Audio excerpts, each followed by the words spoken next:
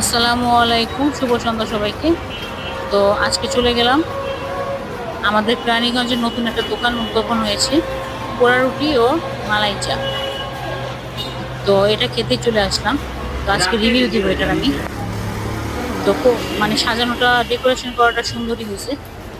তো এটা হচ্ছে আমাদের মেন রোড, আমাদের বাসার কাছে এটা।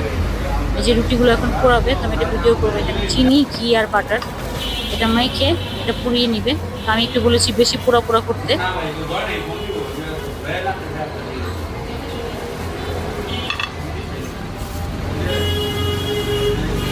চিনি দিয়ে দিল, এই যে পোড়াচ্ছে।